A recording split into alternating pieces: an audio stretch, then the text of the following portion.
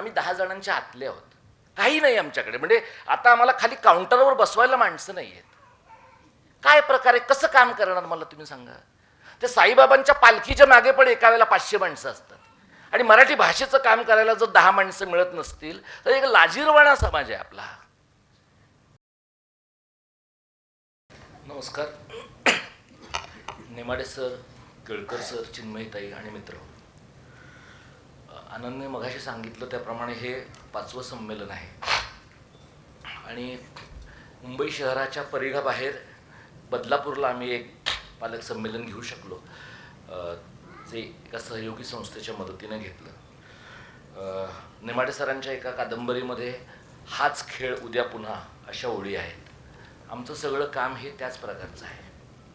गेली 5 वर्ष आम्ही हेच काम करतो आहोत आणि मराठी माध्यमामध्ये ज्यांनी आपल्या मुलांना घातलेलं आहे अशी जी मध्यम वर्गातली, कनिष्ठ मध्यम वर्गातली आणि सध्याच्या काळामध्ये अक्षरशः झोपडपट्ट्यांमध्ये राहणारा पालकांचा वर्ग आहे, त्यांच्यासोबत जोडून घेण्याचा आम्ही प्रयत्न करतो. सगळ्या सहयोगी संस्था करतो.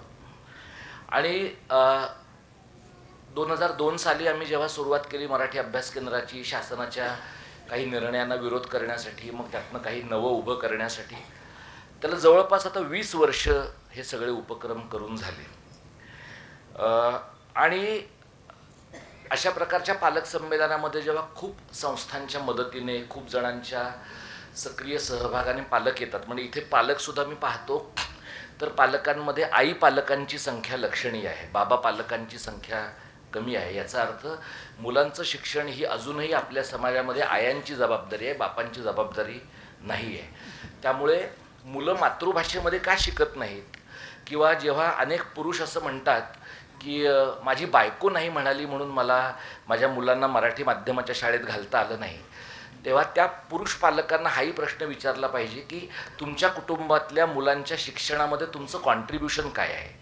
आणि जर तसं काही नसेल आणि ती आई जर स्वतःचे आग्रह त्या बाबतीमध्ये दामटवून पुढे नेत असेल तर त्याचा काही एक विचार शिक्षण संस्थांच्या चौकटी बाहेर केला पाहिजे.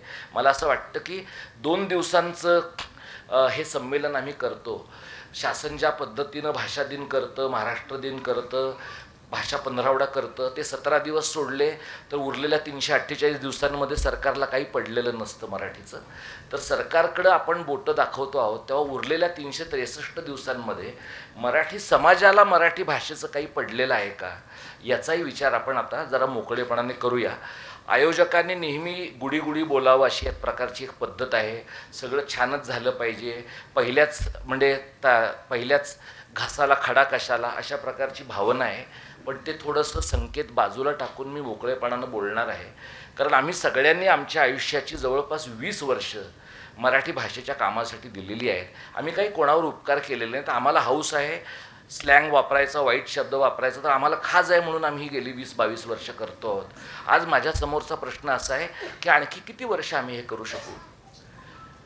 200-500 माणसं गोळा करण्यासाठी जर महिनोन्महिने तुम्हाला रक्त आटवायला लागत असेल आणि दुसरीकडे एखाद्या माणसाने नुसता DJ लावला तर हजारो माणसं गोळा होत असतील, एखाद्या माणसाने T-शर्ट वाटले तर हजारो माणसं जात असतील, अशा प्रकारच्या भाषेबद्दल, संस्कृतीबद्दल कृतज्ञ नसणाऱ्या समाजामध्ये आमच्यासारखे लोक रक्त ओकून मेले तरीसुद्धा समाजाला फार काही फरक पडेल असं मला वाटत. त्यामुळे आम्हाला ठरवायचं आहे की आम्ही रक्त ओकून मरायचं आहे आणि त्याच प्रकारच्या स्मरणरंजनामध्ये यानंतरच्या काळात राहायचं आहे का नव्या माणसांनी आणखी सोबत पण यायचं आहे. हा एक मुद्दा मी आपल्यासमोर मांडतो. नेमाडे सरांच्या एका कवितेमध्ये त्यांनी चांगली माणसं मोजायला हाताला 1000 बोटं असोत अशा प्रकारची ओळ वापरलेली आहे. अशा प्रकारची हजारो माणसं, हजारो बोटं मराठी शाळांना लागतच नाही आहेत. अशी माणसं नाहीच आहेत आमच्या अवतीभोवती. गिरीश सामंत आमच्याबरोबर गेली 10 वर्ष आहेत, पण गिरीश सामंत +1 असं आम्हाला नाही करता आलेलं.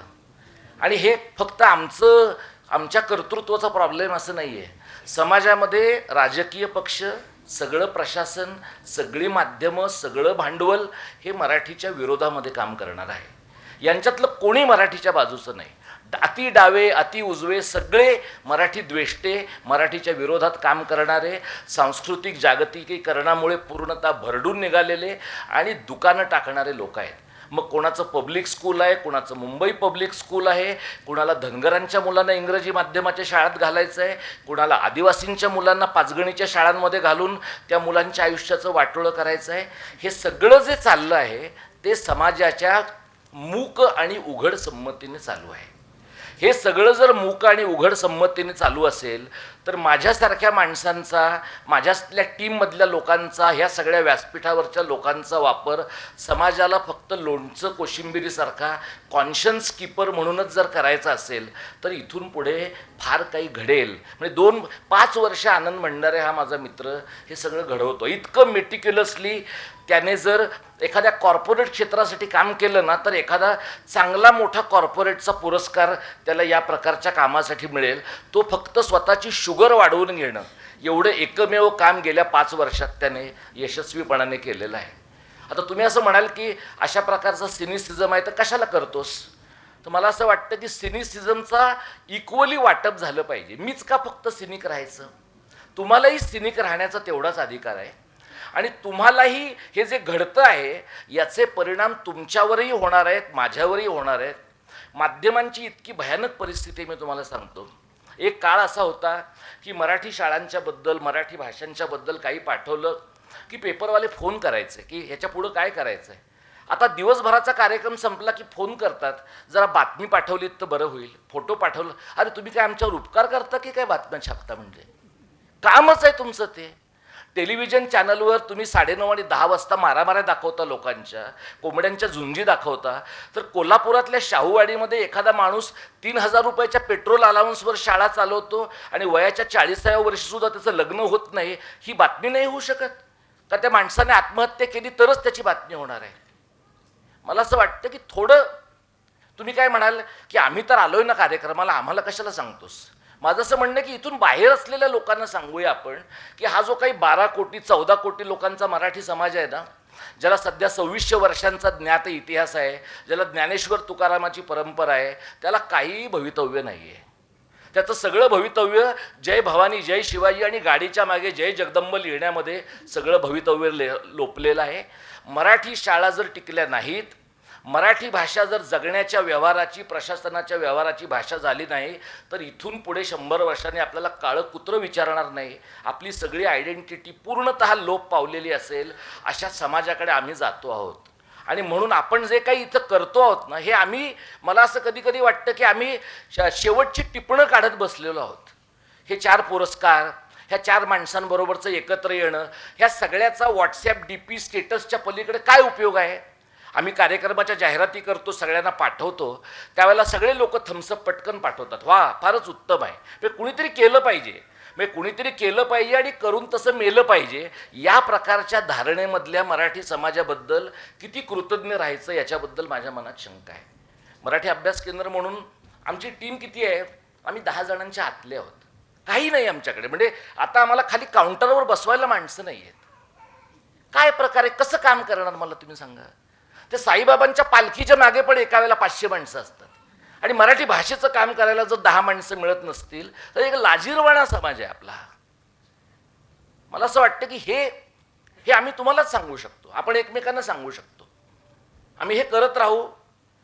आज आमच्याकडे 7-8 लाख रुपयांची FD आहे. मी आनंदला म्हटलं की पुढची 3 वर्ष करूया आपण, पुढची 3 वर्ष करू. आपल्याला गरज आहे. आपल्याला चिन्मयीताई फारच माझ्यापेक्षा ऑप्टिमिस्टिक आहे. त्या मला म्हणतात व्हॉइस नोट पाठवले की नाही तू असं गडबडून जाऊ नको, आपण हे करूया. पण त्यांच्या उत्साहावर माझं किती दिवस चालणार? मला माझा पण काहीतरी एक अंगचा उत्साह लागेल ना.